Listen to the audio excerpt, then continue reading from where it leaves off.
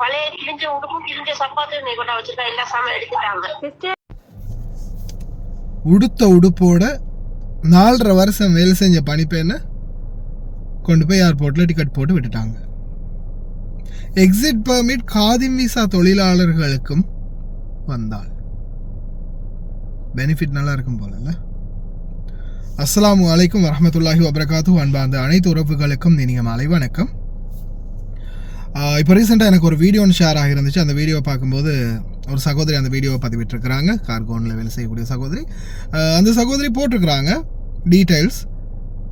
அதில் பார்க்கும்போது கிட்டத்தட்ட 4.5 வருஷம் வேலை செஞ்ச அந்த பணிப்பெண்ணை இப்படி தான் நல்லது கெட்டது ரெண்டும் இருக்குது. ஒரு வேளை ஏதாவது இந்த மாதிரி சிச்சுவேஷன் வரக்கூடிய அளவுக்கு தவறுகள் எதுவும் பண்ணியிருக்கலாம்.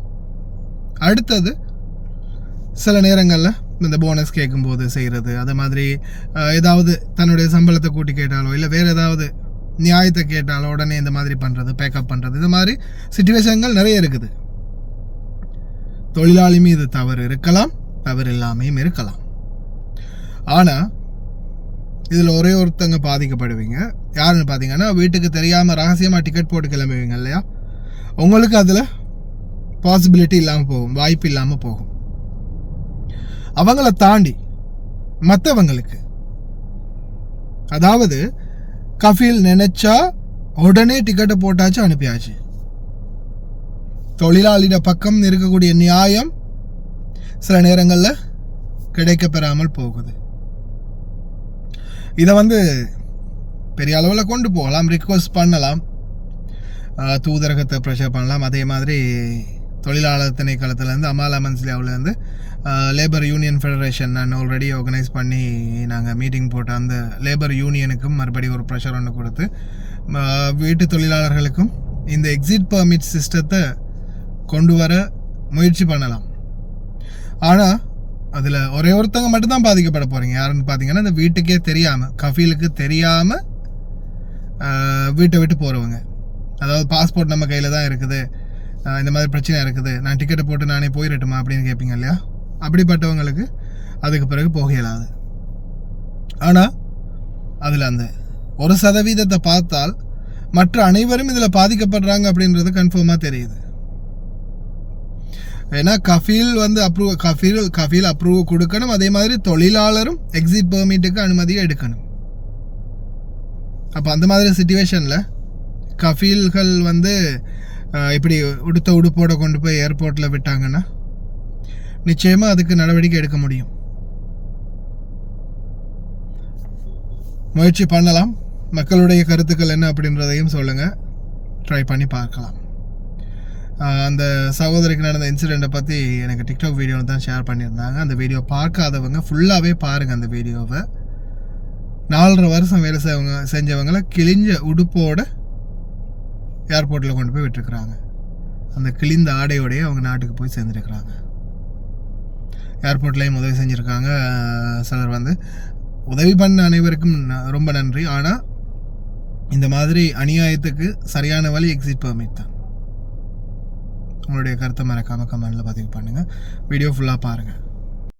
4.5 வருஷம் ஒரே வீட்டில் வேலை செஞ்ச ஒரு சகோதரிக்கு அவங்களோட மேடம் கொடுத்த சூப்பர் பரிசு என்ன தெரியுமா? அஸ்தக்ஃபிருல்லாஹ். இந்த கிழிஞ்ச துணியோட இந்த யூனிஃபார்மோட அவங்கள கொண்டு போயிட்டு ஏர்போர்ட்டில் விட்டது தான். ஆமாம், அதுதான் அவங்க கொடுத்த பரிசு. இந்த சகோதரியோட முகத்தை காட்ட விரும்பல, அவங்க ரொம்ப நொந்திருக்கிறாங்க. நான் நேற்று அதை பற்றி டிக்டாக்ல போட்டு, ஆனாலும் நேற்று அந்த சகோதரியோட நிலைமை பரிதாபமானது. நிஜமாலுமே ரொம்ப கஷ்டம். ஊருக்கு போய் தன்னோட குழந்தைங்கள்கிட்ட இந்த யூனிஃபார்மோடு அவங்க நிற்கிறதுக்கு கூச்சப்பட்டாங்க. என்னன்னு கேட்டால் அவ்வளவும் கிழிஞ்சி உடுப்பு. பேசி வேறு இல்லை. 3 நாள் பசியோடு அந்த மனுஷி போய் சேர்ந்தாங்க இன்னைக்கு ஊரில். இன்ஷா அல்லாஹ் மற்றதை போடுறேன். டைம் இதில் ரொம்ப கம்மியாக இருக்குது. அவங்க பேசினதெல்லாம் போட்டோன்னு சொன்னால் இதயத்தில் ஈரம் இல்லாதவங்க கூட அழுவாங்க. அந்த அளவுக்கு அந்த சகோதரியோட நிலைமை இருந்தது.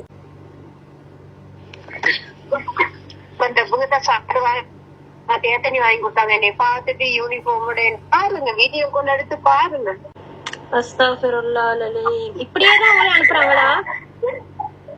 காலையில துணி கிழிஞ்ச வாக்குல யூனிஃபார்ம் கிழிஞ்ச வாக்குல சப்பாத்தி கிழிஞ்ச வாக்குல எல்லாம் ஏசுறாங்க. அவ்வளவு நாள் எடுத்து ஏன் இப்படி கருமான நாள் சாப்பாடு வாங்கிட்டு தராங்க. ஜெசீரால சாப்பாடு இல்லைங்க. ஜெசீரால சாப்பாடு இல்ல சிஸ்டர். அதனாலதான் நான் சாப்பாடு சமைச்சும் எடுத்துட்டு, நீங்க 3 நாளா சாப்பிடலன்னு சொன்னீங்களா, சமைச்சும் எடுத்துட்டு ஏதாவது பிளைட்ல தின்றதுக்கும் எடுத்துட்டு குடுப்பன்னு தான் அவ்வளவு கோல் வந்துதான் அடிக்கிறேன். நீங்க ஆன்சர் இல்ல. அதை வெளியில இருந்து பாத்தீங்கன்னா வைஃபை வேலை செய்யல. இப்ப ஒரு போன்ல இருந்து சொல்லிட்டு கொடுத்தாரு. ஆனா 7:30 மணிக்கு தான் சிஸ்டர் உங்களுக்கு பிளைட். 7:30 மணிக்கு தான். 8 ஹவருக்கு முன்னாடியே உங்களை கூட்டிக் கொண்டு போயிட்டீங்க. நல்லா இருக்க மாட்டேன். வீடியோ நிலைமையில இருக்கேன். பாப்போம் சிஸ்டர், உங்களே பாப்போம் சிஸ்டர். கையில கூட ஒழுங்கான எதுவுமே இல்லாத இப்படி யூனிஃபார்ம் உங்களோட கையில வேற உடுப்பு இல்லையா சிஸ்டர் மாத்துறதுக்கு?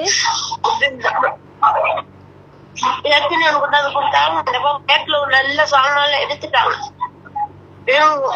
பழைய கிழிஞ்ச உடுப்பும் கிழிஞ்ச சப்பாத்து வச்சுட்டா எல்லா சாமான் எடுத்துட்டாங்க. சிஸ்டர் எனக்கு நிஜமாலுமே வல்லாஹி மனசுக்கு வேதனையா இருக்குது. நான் வர்றதுக்கு அவ்வளவு தூரம் வந்து இதாக்கி எல்லாம் செஞ்சேன், சாப்பாடு எடுத்துட்டு வந்து ஒண்ணுமே எனக்கு செய்ய முடியாம போச்சு சிஸ்டர். நான் என்ன பண்ணட்டும்? நல்லா கூட செய்ய சாமான் கொண்டு போறதுல கிளவி எப்படி எடுத்திருப்பாங்கம்மா. கிளவி அவங்க கஞ்சாதாரி அவங்க எடுத்துட்டு போயிருப்பாங்க வீட்டுக்கு. நியாய சிஸ்டர், நீங்க வெளியே வர்ற டைம்ல ஒரு கோல் அடிச்சிருந்தாலும் அந்த இடத்துக்கு முதல்ல நீங்க கோல் அடிச்சிருந்தாலும் நான் வீட்டுக்காவது வந்திருப்பேன் சிஸ்டர். சாமான் கொண்டாந்து கார்ல வச்சுட்டு அவங்களோட தம்பிக்கார தங்கச்சி விட்டு மகனுக்கு கோல் பண்ணிட்டு அதுக்கு பிற்பாடு என்னைய வர சொன்ன வெளியில வாட்டு.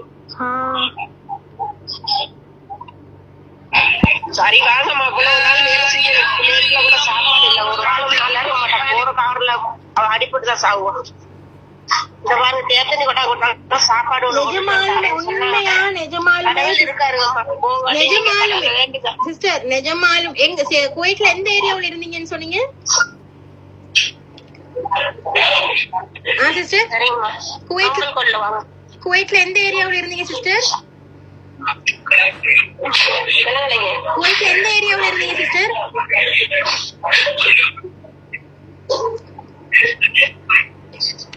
இல்ல குவைட்ல எங்க? ஜாபர் அஹ்மத்ல தானே?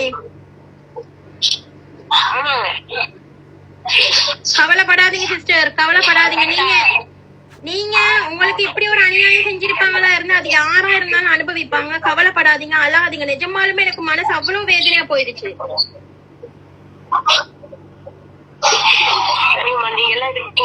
நல்ல ஒரு இடம் எடுங்க, நான் கண்டிப்பா வருவேன் பாக்குறதுக்காக. என்கிட்ட நான் உங்களை கண்டு இல்லது தானே? கண்டு இருந்தா அப்படி தேடியாவது பக்கத்துல நம்ம வந்து பாக்கலாம். கண்ணும் இல்ல தானே? நான் சரி தங்கச்சி, இவ்வளவு தூரம் எனக்கு செஞ்ச நீங்க ரொம்ப புண்ணிய. சாமான் மாற குடிக்கலாம் போச்சு. அது அவங்கன்ட்டா தானே இல்ல, இல்லாட்டி வெளியே சரி நின்றுப்பேன். ஆமா, அதுதான் உங்க டிரைவருக்கும் நான் கால் பண்ணி சொன்னேன். உங்க டிரைவருக்கும் நான் கால் பண்ணி சொன்னேன். கொஞ்சம் சைன் வைக்க சொன்னாலுங்க, சைன் வச்சேங்க. எதுக்காக சைன் வச்சா? நாளைக்கு ஒரு ஆள் வேலை சரி வருதுங்களா. மெத்தையெல்லாம் கொண்டாந்து கொடுத்தா மெத்த எல்லாம் தானே இல்ல படுத்திருந்தேன்.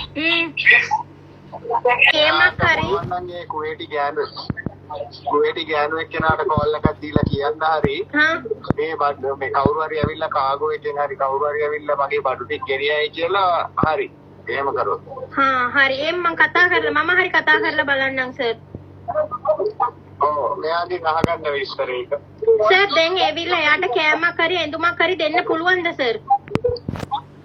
මම දැන් කෑම එකක් ගේන්න යවුවා. මම ඒකකුත් දුන්නා. නම් මෙහෙ නැහැ. මම කෑම එකක් නම් දෙන්නම්. සර්ගේ නම මොනවද සර්?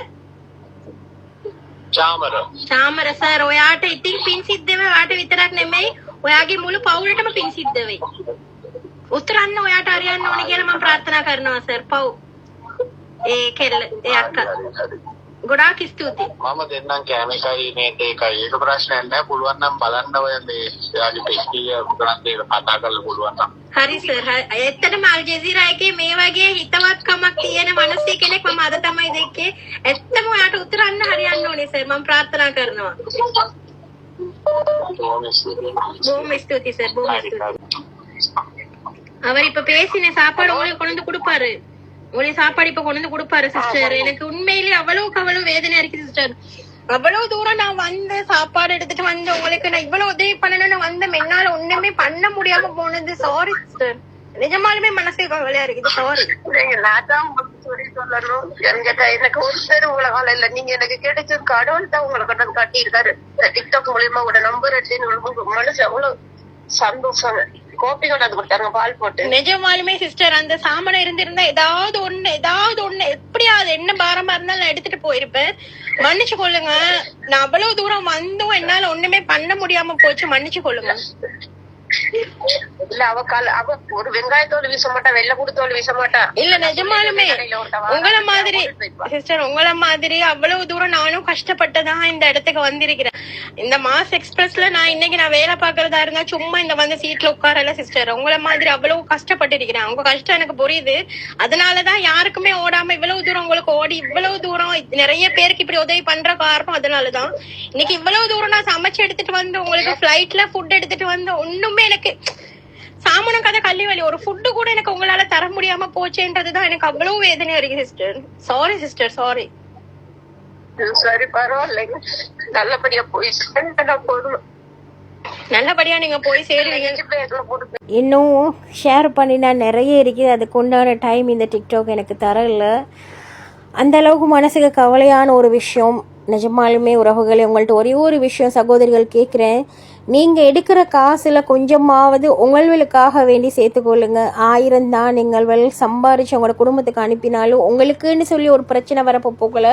அடுத்தவங்கள்ட்ட ஒரு விஷயத்த நீங்கள் ஷேர் பண்ணுறதுக்கு ஒரு உதவி கேட்குறதுக்காக இருந்தாலும் ஒரு சிம் கார்டை போட்டு நீங்கள் பேசுகிற அளவுக்கு உங்ககிட்ட நெட்டு இருக்கணும். வைஃபை நம்பி நீங்கள் உங்கள் காசெல்லாம் நீங்கள் அனுப்பிட்டீங்களா இருந்த இந்த சகோதரி இன்னைக்கு இவ்வளவு தூரம் தத்தளிச்சு போனதுக்கு ஒரு காரணமும் என்னன்னு கேட்டால் அவங்கள்ட்ட ஒரு சிம் கார்டு கிடையாது. ஒரு கஷ்டத்தை அடுத்தவங்கள்ட்ட உண்மைகளை ஷேர் பண்ணுறதுக்காக வேண்டி. ஸோ ஒரே ஒரு விஷயம் சொல்கிறேன், எல்லாத்தையும் எல்லாருக்காக வேண்டி தியாகங்கள் பண்ணாதீங்க. உங்களோட நலவுக்காக வேண்டி கொஞ்சமாவது உங்கள நீங்கள் கேர் பண்ணி கொள்ளுங்க. மாஸ் எக்ஸ்பிரஸ் கார்கோ அப்படின்னு சொல்கிறதுல உண்மையிலே நம்ம எங்களால் முடிஞ்ச பல சகோதரிகளுக்கு எங்களால் முடிஞ்சதை செஞ்சு கொண்டிருக்கிறோம். அதே மாதிரி ஒரு சம்பவம் தான் இது. ஆனால் எனக்கு மனசுக்கு ரொம்ப கவலையாக இருந்தது உறவுகளே. அந்த சகோதரிக்காக வேண்டி என்ன அடுத்தது நம்ம பண்ண போகிறோம்னு தெரியல. ஆனால் இன்ஷா அல்லாஹ் கண்டிப்பாக பண்ணுவோன்ற ஒரு நியத்து இருக்குது. இன்ஷா அல்லாஹ் துவா செஞ்சு கொள்ளுங்க. எல்லா உறவுகளையும் அல்லாஹ் பாதுகாக்கட்டும். கஷ்டப்படக்கூடிய இந்த உறவுகளுக்கு அல்லாஹ் ஹைரை கொடுக்கட்டும் இன்ஷா அல்லாஹ். உங்களோட துவாக்களில் என்னையும் சேர்த்துக்கொள்ளுங்க. ஜஸாக்குமுல்லாஹ் ஹைர்.